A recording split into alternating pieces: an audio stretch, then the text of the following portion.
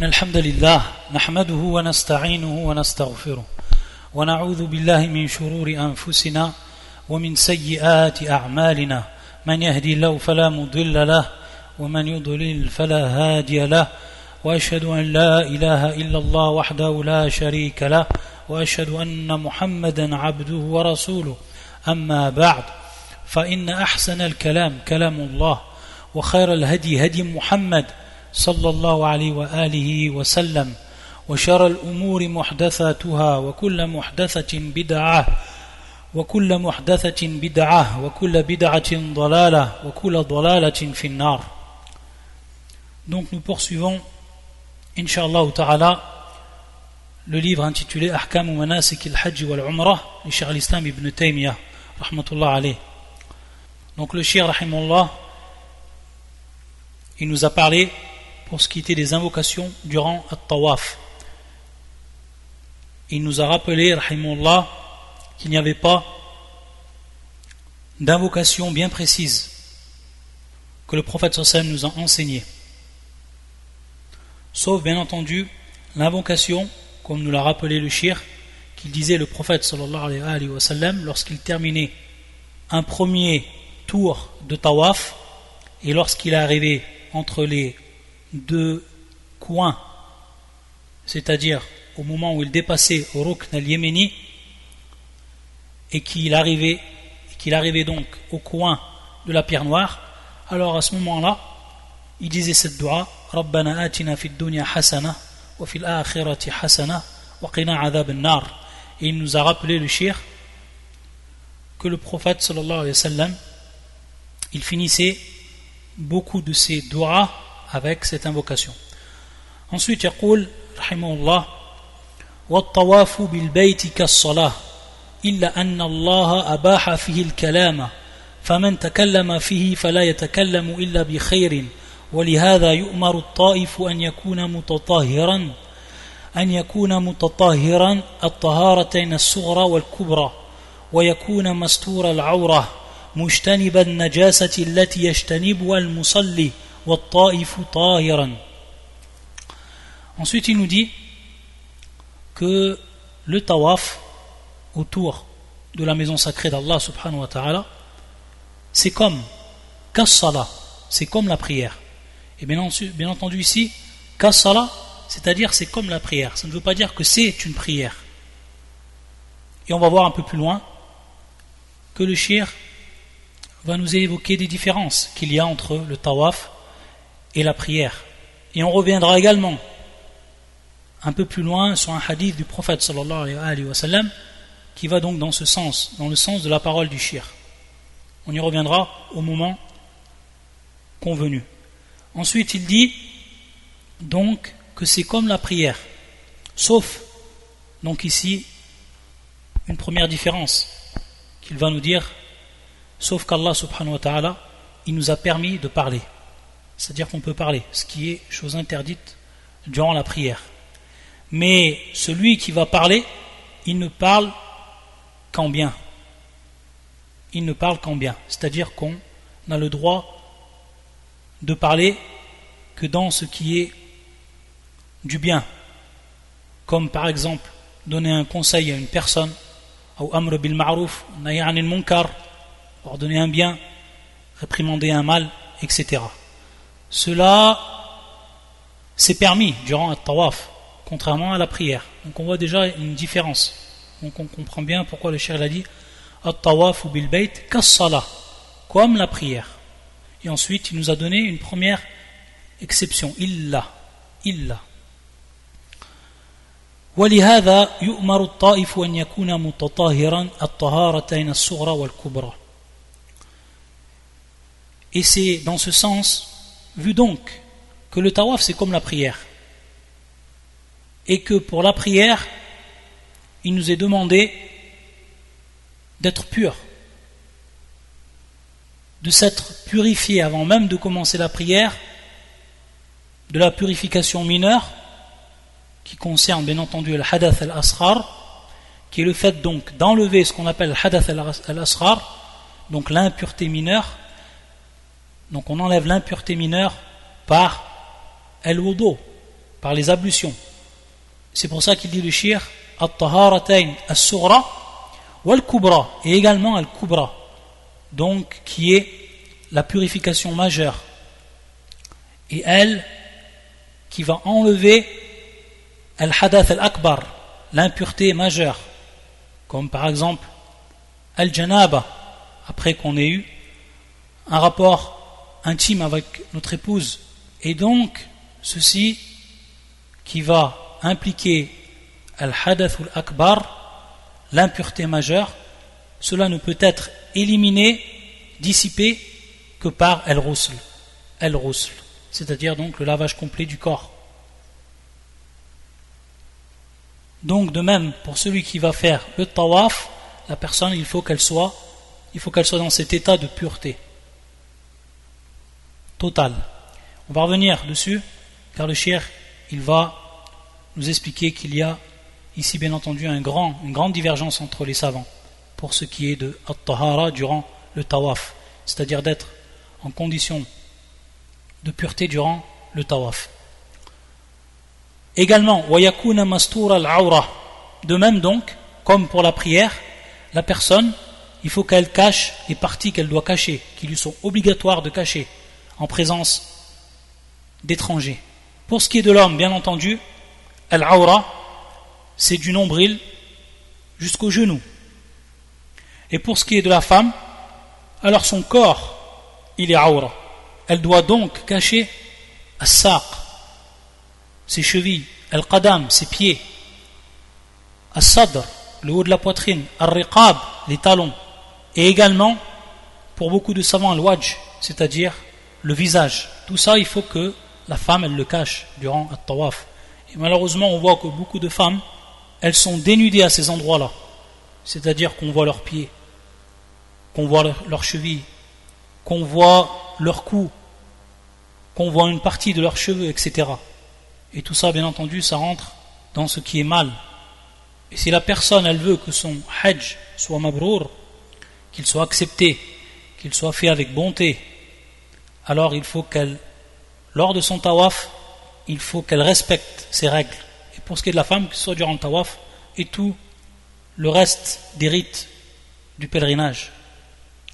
Mujtaniban najasa allati yajtanibuha al-musalli wat-ta'ifu tahiran. Également donc, il doit s'écarter. Donc celui qui fait le tawaf, il doit s'écarter de an-najasa, d'être touché donc par les impuretés, que ce soit les impuretés sur son corps ou alors sur ses habits, comme l'urine, etc.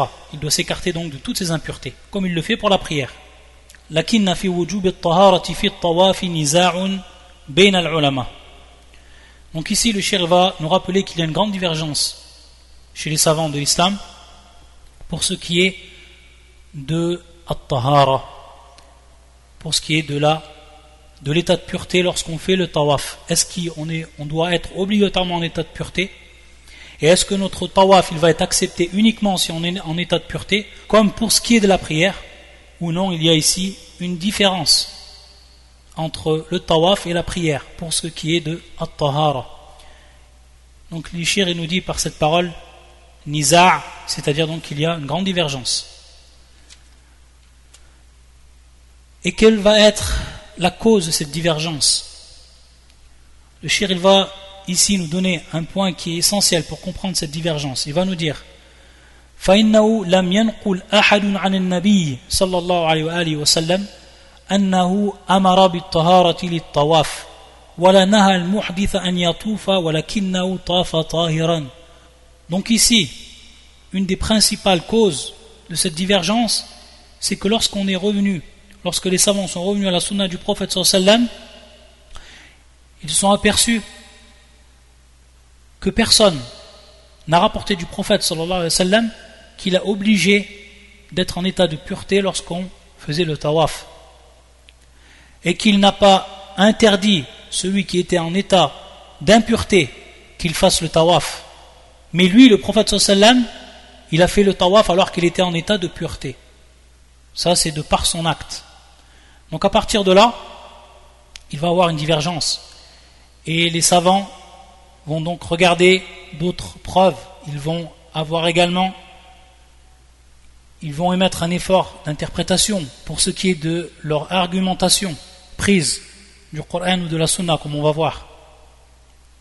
Ala kulli hal, pour ce qui est d'un hadith bien précis sur cette question-là, il n'y en a pas, comme le shir nous le rappelle. وَلَكِنَّهُ ثَبَتَ عَنْهُ أَنَّهُ نَهَى الْحَائِضَ عَنِ الطَّوَافِ.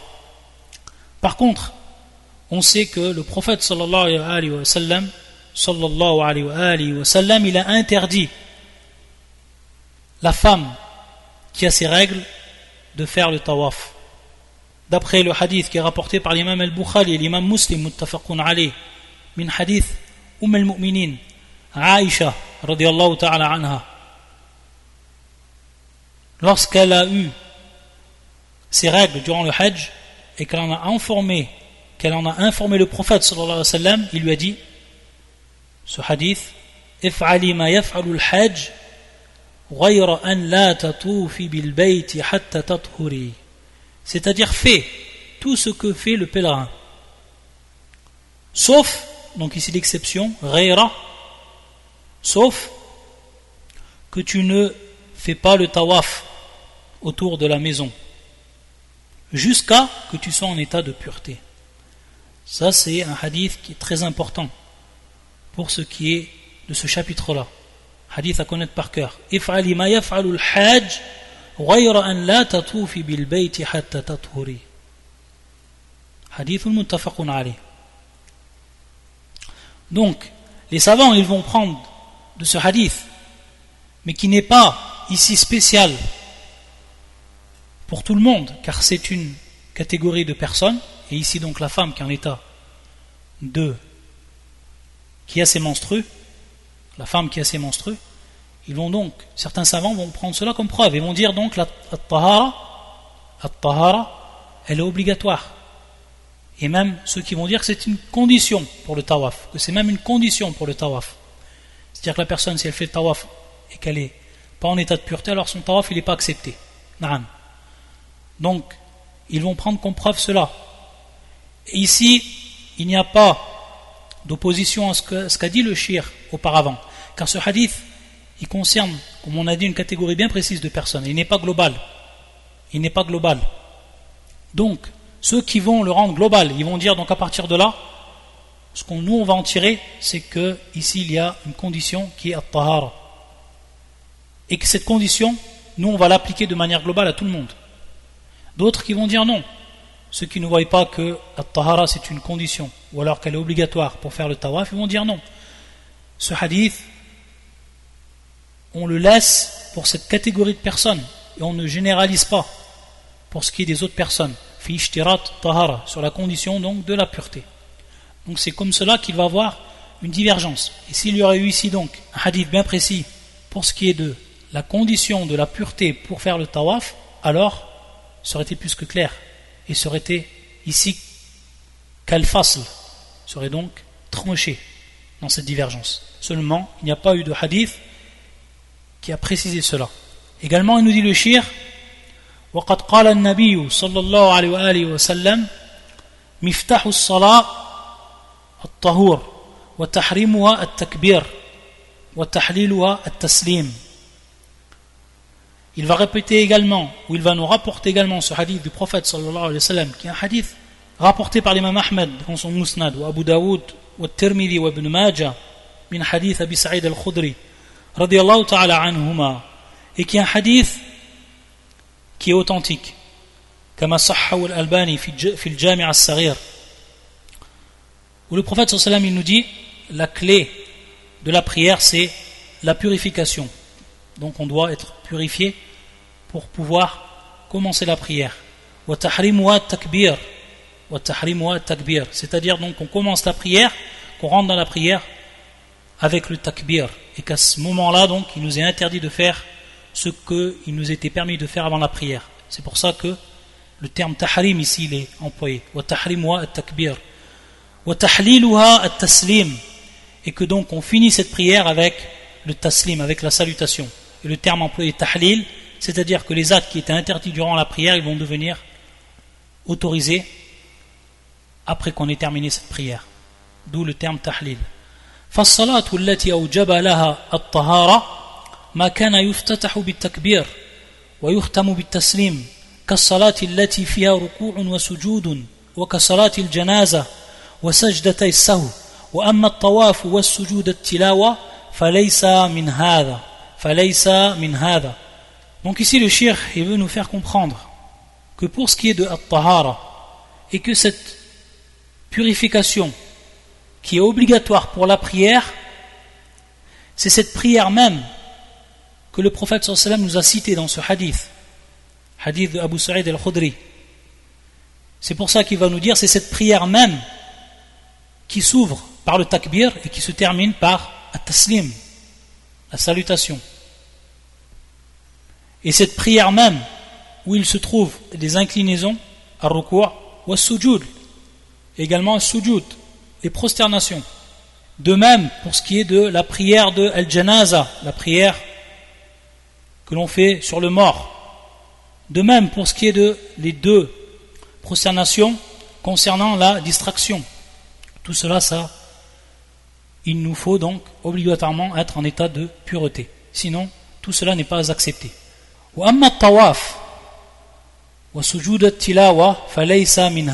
C'est-à-dire le shir, il va faire sortir ici, pour ce qui est de la purification, donc d'être, l'obligation d'être et la condition d'être en état de pureté, il va faire sortir de cela at-tawaf wa sujud at-tilawa. At-tawaf wa sujud at-tilawa. Donc at-tawaf et également la prosternation que l'on fait lorsqu'on récite le Coran et qu'on arrive au passage où il faut se prosterner, c'est ce qu'on appelle donc la prosternation de la récitation, correspondant ou concernant la récitation. Pour ces deux, ici on va comprendre que ce n'est pas comme ce qui était cité auparavant et qu'il n'y a pas ici donc la condition de at-tahara, c'est-à-dire donc de la pureté. Ensuite, le shir va nous parler également de al-i'tikaf. De même pour ce qui est de al-i'tikaf, donc qui est la retraite spirituelle, il va nous dire que la condition qui est demandée pour al-i'tikaf, c'est al-masjid. Tout simplement, ce qu'on va comprendre, c'est que la yasihu al-i'tikaf fi ghayri masjidin. C'est-à-dire que al-i'tikaf n'est pas valable s'il est fait dans un autre endroit qu'une mosquée. Et également, il n'est pas demandé comme condition la pureté, qu'on soit en état de pureté. Pour ce qui est de al-mu'takif, celui qui est en retraite spirituelle. Ensuite, يقول والمعتكفة الحائض تنهى عن اللبث في المسجد مع الحيض وإن كانت تلبث في المسجد وهي محدثة. قال أحمد بن حنبل في مناسك الحج لابن عبد الله حدثنا سهل بن يوسف أنبأنا شعبة عن حماد ومنصور قال سألتهما عن الرجل يطوف بالبيت وهو غير متوضي فلم يريا به بأسا. قال عبد الله سألت أبي عن ذلك فقال أحب إلي أن لا يطوف بالبيت وهو غير متوضي لأن الطواف بالبيت صلاة.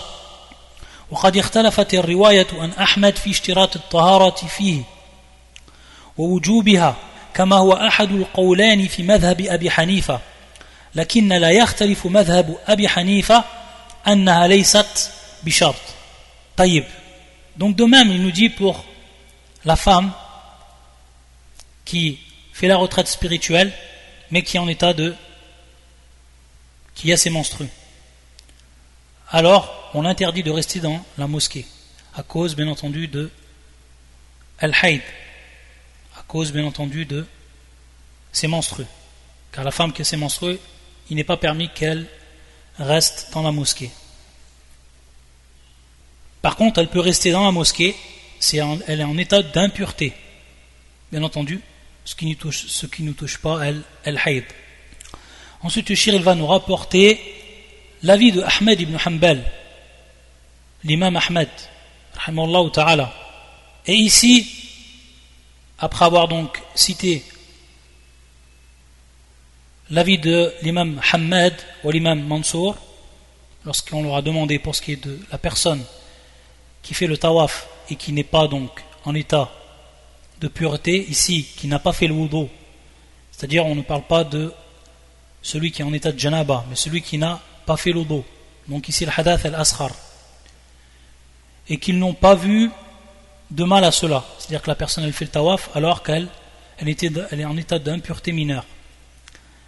Et donc cela a été rapporté, donc son fils Abdullah, qui est le fils de l'imam Ahmed, il a rapporté cela à son père, et son père a répondu qu'il préférait ahabbu ilayha, qu'il était préférable pour lui, qu'il aimait beaucoup mieux que la personne fasse le tawaf, ou alors que la personne ne fasse pas le tawaf si elle n'est pas en état de pureté complète, donc ici, car le tawaf c'est comme la prière.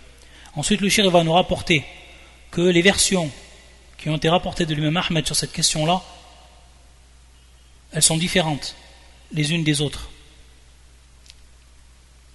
pour ce qui concerne le fait d'émettre l'avis que at-tahara shartun lit-tawaf, être en état de pureté c'est une condition pour faire le tawaf, et également wujubiha, et son obligation. Donc bien entendu ici il va y avoir une différence lorsqu'on parle de ishtirat et lorsqu'on parle de wujub, il y a une grande différence entre les deux. C'est quoi la grande différence? C'est-à-dire que lorsqu'on dit ishtirat, donc yakun shartan, ça veut dire tout simplement que la personne qui fait le tawaf et qui perd son wudu, qui perd sa pureté, alors à ce moment-là il est obligé de faire le wudu, de se purifier, sinon son tawaf il n'est pas accepté, pour ceux qui voient que c'est un shart. Et pour ceux qui voient que c'est wujub, que c'est une obligation, alors à ce moment-là il est obligatoire pour lui de faire le wudu.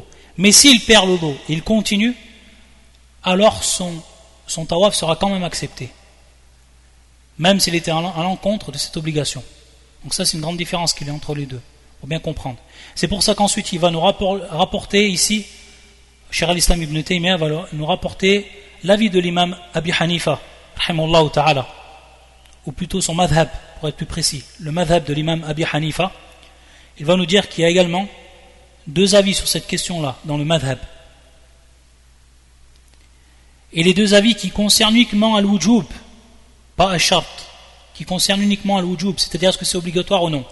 Par contre pour ce qui est de la condition, que ce soit une condition, alors il n'y a pas de divergence dans le madhab de l'imam Abi Hanifa. C'est ce qu'on comprend ici de manière claire d'après la parole de Cheikh al-Islam. Donc ça c'est ce qui concerne at-tahara lit-tawaf. Le Cheikh va encore y revenir dessus après. Il va toujours rester dans le domaine de ce qui concerne la pureté et ce qui concerne donc le tawaf, toujours dans ce domaine-là. C'est pour cela qu'il va dire rahimahullah: وَمَنْ طَافَ فِي جَوْرَبٍ وَنَحْوِهِ لِأَلَّا يَطَأُ نَجَاسَةً من ذرق الحمام أو غط يديه لئلا يمس امرأة ونحو ذلك فقد خالف السنة فإن النبي صلى الله عليه وآله وسلم وأصحابه والتابعين ما زالوا يطوفون بالبيت وما زال الحمام بمكة لكن الاحتياط حسن ما لم يخالف السنة المعلومة فإذا أفضى إلى ذلك كان خطأ واعلم أن القول الذي يتضمن مخالفة السنة خطأ. Le cheikh ensuite il nous dit que celui qui fait le tawaf en portant des chaussettes, ou alors celui qui fait le tawaf en mettant des gants, quelle est la cause de cela? Celui qui fait le tawaf en mettant des chaussettes, pour pas qu'il touche donc ce qu'on appelle la fiente des pigeons, donc les déchets des pigeons. Taïeb. De même pour celui qui met des gants, pour pas qu'il touche une femme étrangère. Donc des gens ils font cela pour pas être touchés par les déchets des pigeons, ou alors pour ne pas toucher, pour ce qui est des gants, pour ne pas toucher une femme. Alors à ce moment-là, celui qui fait cela, il est à l'encontre de la sunna. Pourquoi cela?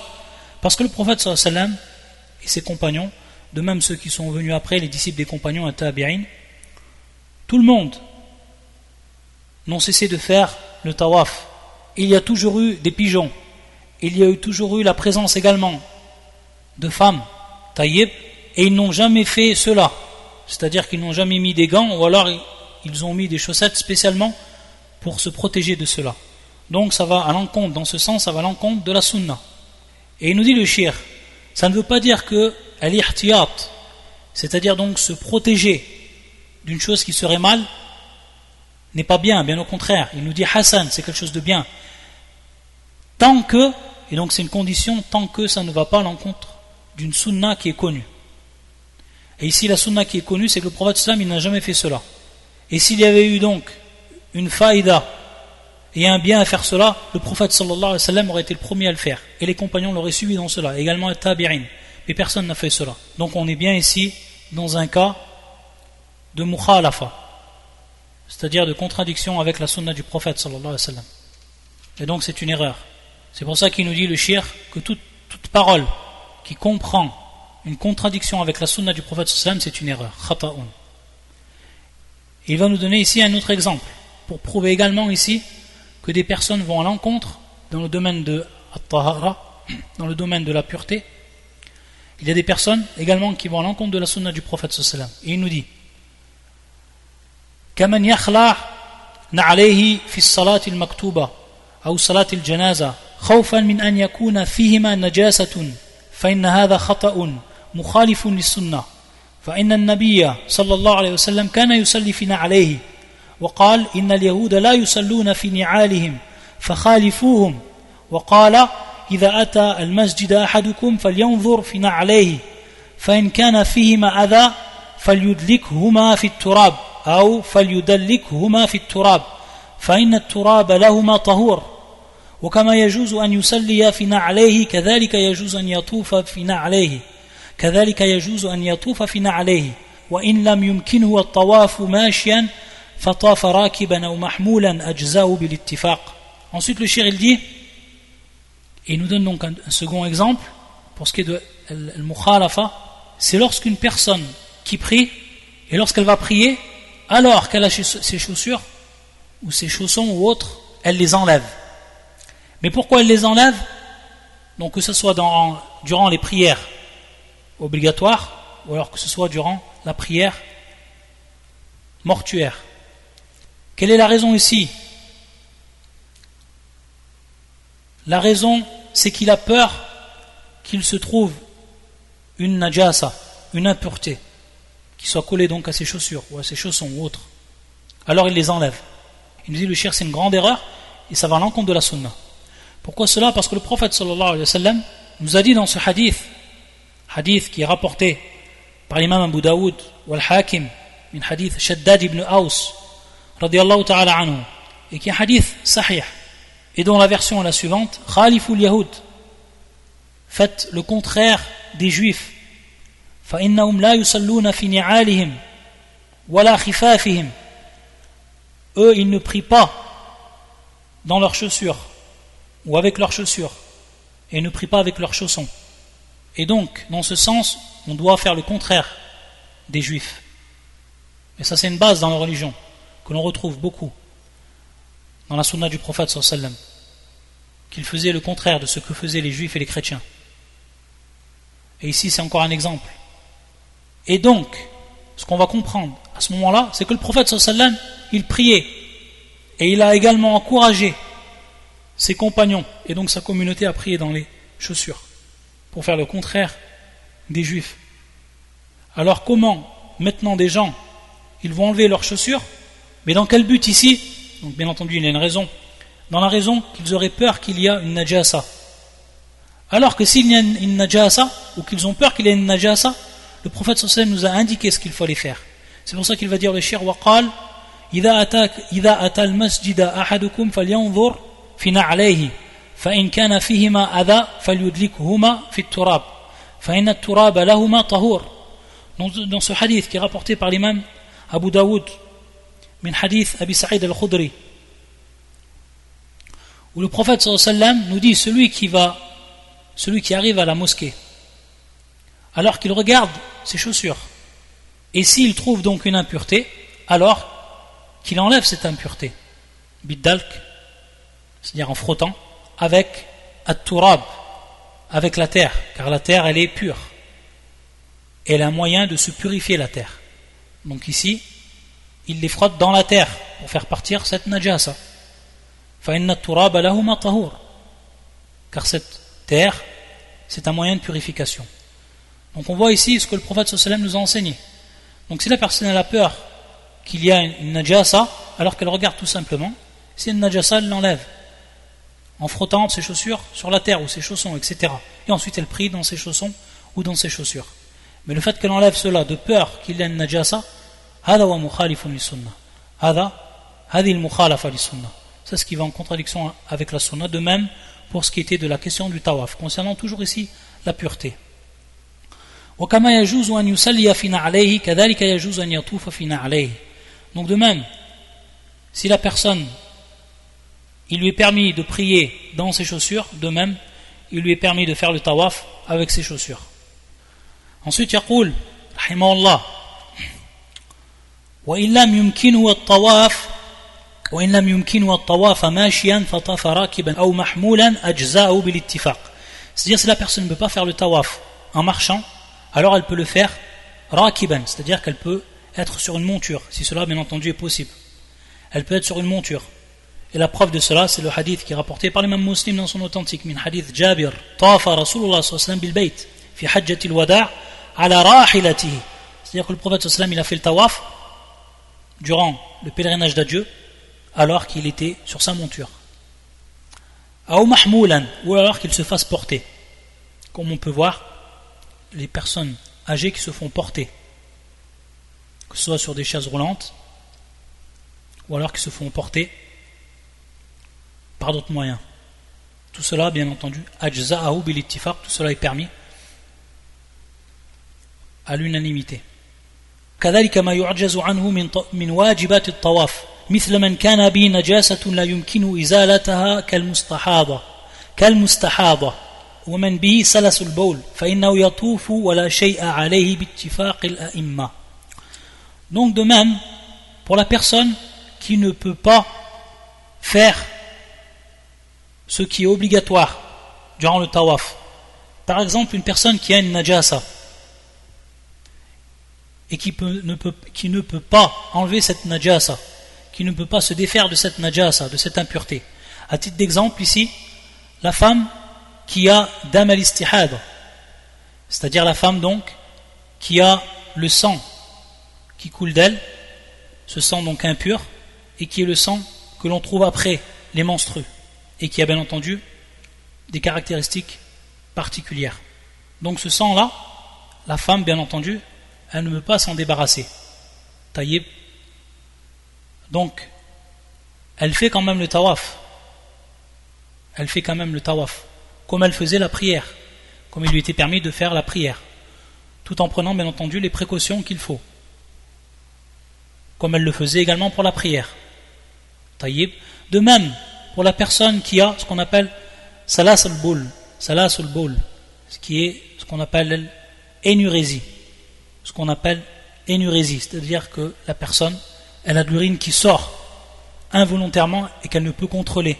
Alors cette personne-là, de même, elle va être atteinte donc de najasa, mais elle ne peut se défaire de cela. Alors elle aussi, elle fait le tawaf. Et donc, elle n'a rien.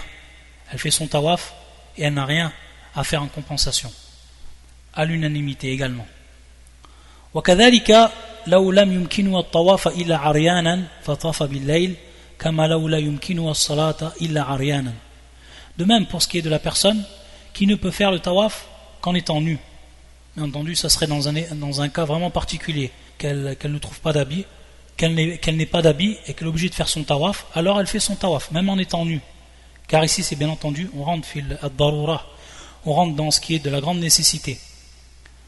De même pour ce qui est de la personne qui prierait, qui n'aurait pas d'habit, qu'il est obligé de prier, qui n'aurait pas d'habit, qui serait dans une situation bien précise, alors cette personne également elle doit prier, même si elle est nue. Elle prie de même. De même pour ce qui est de at-tawaf. Donc il prie fatafa bil-layl. Il prie donc, ou arfan il fait le tawaf durant la nuit. Bien entendu, ça, de nos jours, alhamdoulilah, c'est quelque chose qui certainement n'arrivera pas. Et si ça arrivait à la kulli hal, il ne faudrait pas prendre la fatwa du shir, parce que désormais le haram al-Mekki, la nuit c'est comme le jour. Donc la personne qui sortirait la nuit, il aurait certainement des problèmes. على كل حال يقول الشيخ رحمه الله وكذلك المرأة الحائض إذا لم يمكنها طواف الفرض إلا حائضا بحيث لا يمكنها التأخر بمكة ففي أحد قولي العلماء الذين يجيبون الطهارة على الطائف وإذا طافت الحائض أو الجنوب أو المحدث أو حامل النجاسة مطلقا أجزأه الطواف وعليه دم إما الشاة وإما بدنة مع الحيض والجنابة والشاة مع الحدث الأصغر. طيب. Ici le shir en réalité, qu'est-ce qu'il veut nous dire? Il nous dit tout simplement, et ça c'est son avis, car il y a ici une divergence entre les savants, il dit que même la femme qui a ses menstrues et qu'elle ne peut faire son tawaf qui est obligatoire qu'en état ou que dans cet état alors qu'elle a ses menstrues, qu'elle ne peut pas retarder à Mecca, c'est-à-dire que ceux avec qui elle est, ils vont obligatoirement repartir, ils ne peuvent pas la laisser retarder donc pour faire son tawaf jusqu'à qu'elle devienne bien entendu pure. Il nous dit le shir dans ce cas-là, pour ce qui est d'un des deux avis des savants de l'islam, et parmi bien entendu ceux qui rendent obligatoire at-tahara, la pureté, pour celui qui fait le tawaf, il nous dit alors que cela est permis. Donc des savants qui disent que c'est permis, que la femme, même en étant, alors qu'elle a ses menstrues, qu'elle fasse le tawaf. Si elle n'a pas le choix, qu'elle n'a pas d'autre choix, c'est-à-dire qu'elle a peur ensuite de rester seule, qu'il advient pour elle une fitna, ou etc. Dans un cas où elle n'a pas vraiment pas le choix, il dit le shir, dans un cas de grande nécessité, il dit le shir, suivant un des deux avis des savants d'islam, il est permis cela.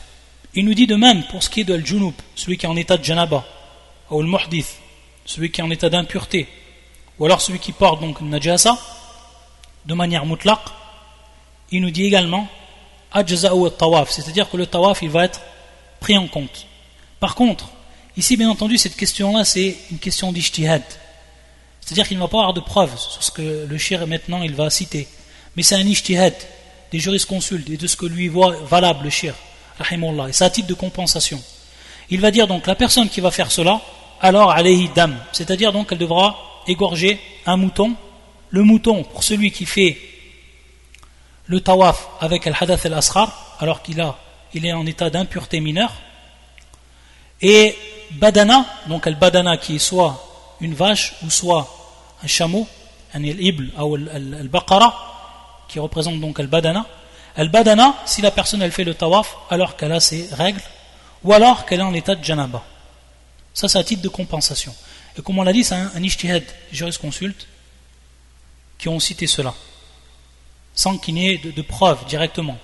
Donc ici c'est à titre de compensation, et c'est à titre également de qiyas, c'est-à-dire d'analogie. Ala kulli hal. Il nous dit le shir ensuite, وَمَنْعُ الْحَائِضْ مِنَ الطَّوَافِ قد يعلل بأنه يشبه الصلاة وقد يعلل بأنها ممنوعة من المسجد كما تمنع منه بالاعتكاف وكما قال عز وجل لإبراهيم عليه السلام وطهر بيتي للطائفين والقائمين والركع السجود. Donc ce verset qui est في سورة الحج, le pèlerinage, qui est le verset 26. فأمره بتطهيره لهذه العبادات فمنعت الحائض من دخوله. Donc le shir il nous dit, pour ceux par contre qui ont interdit al-ha'id de faire le tawaf, bien entendu, sur la base du hadith du prophète sallallahu alayhi wa sallam, le hadith Aïcha, ce qu'ils vont donner comme cause, yani min bab al-ta'lil huna, donc la cause de cela, ils vont dire car le tawaf ressemble à la prière, ou alors également car il est interdit à la femme de rentrer dans la mosquée lorsqu'elle est al-haïd, et bien entendu pour qu'elle fasse le tawaf elle sera bien obligée d'entrer dans la mosquée. Donc ici c'est une cause de l'interdiction de faire le tawaf alors qu'elle a ses menstrues. Et également comme on l'interdit, donc dans le même sens comme on l'interdit de faire al-i'tikaf fil masjid, de faire donc la retraite spirituelle dans la mosquée. Et comme Allah subhanahu wa ta'ala il a dit à son prophète Ibrahim alayhi salam, et purifie ma maison pour ceux qui tournent autour pour qui s'y tiennent debout et pour ceux qui s'y inclinent et se prosternent. Donc il nous dit le shir, d'après bien entendu ce verset, qu'il a obligé bit-tathir, de rendre pure cette partie qui est donc la maison sacrée pour ces adorations, donc les adorations qui sont citées ici, que ce soit at-tawaf ou que ce soit al-qa'imin ou al-ruka'i sujud, c'est-à-dire donc ceux qui prient également, donc ceux qui font le tawaf et ceux qui prient. فَمُنِعَتْ الْحَائِضُ مِنْ دُخُولِهِ. Et donc dans ce sens-là, car il faut que cette partie reste pure, il est interdit à la femme qui est menstruée de rentrer à l'intérieur de la mosquée. Et ici, bien entendu, la mosquée sacrée. وقد اتفق العلماء على أنه لا يجب للطواف ما يجب للصلاة من تحريم وتحليل وقراءة وغير ذلك ولا يبطل ما يبطلها من الأكل والشرب والكلام وغير ذلك. Il nous dit le shir donc que les savants, ils sont tous d'accord. Ce qui est obligatoire pour la prière ne l'est pas pour le tawaf. La yajibu li tawaf ma yajibu li salat. Comme min tahrim wa tahlil wa qira'a. Donc tahrim, le fait de faire le takbir. Donc une fois qu'on fait le takbir et qu'on rentre dans la prière, on n'a plus le droit de parler. Contrairement au tawaf. Wa tahlil. De même également que l'on sort de la prière avec le taslim, et qu'à ce moment-là, on peut faire des choses qu'on ne pouvait pas faire durant la prière. Également pour le tawaf, ici ce n'est pas valable. C'est-à-dire que la personne, elle peut faire des gestes et beaucoup de choses qu'elle ne peut pas faire durant la prière. De même pour ce qui est de al-qira'a, de même pour ce qui est de la lecture, ce qui est demandé durant la prière comme lecture obligatoire comme le Fatiha, ce n'est pas demandé également pour tawaf et d'autres choses encore. Et de même, ce qui annule la prière n'annule pas le tawaf. À titre d'exemple, al-akl, al-shurb, al-kalam. C'est-à-dire que la personne, elle peut boire, elle peut également manger durant le tawaf, ce qui est également, elle peut parler, ce qui est strictement interdit durant la prière. Le shir, ici, rahimahullah, il nous montre les différences qu'il y a entre le tawaf et as-salah. Tayyib. D'une part, pour ce qui est de la question de at-tahara, pour ce qui est de la question de la pureté, et d'autre part également pour ce qui est de la question de al-hayd, de la femme qui est assez menstruée et qui va faire le tawaf dans un cas de grande nécessité. Donc on voit que le shir, tout le temps, lorsqu'il apporte un avis, il donne des argumentations. Donc ici on est dans l'argumentation. Et donc il faut bien saisir que cette argumentation, elle concerne de ce quoi il est en train de parler le shir, comme avis. Mais ça peut également concerner ce qu'il a avancé auparavant.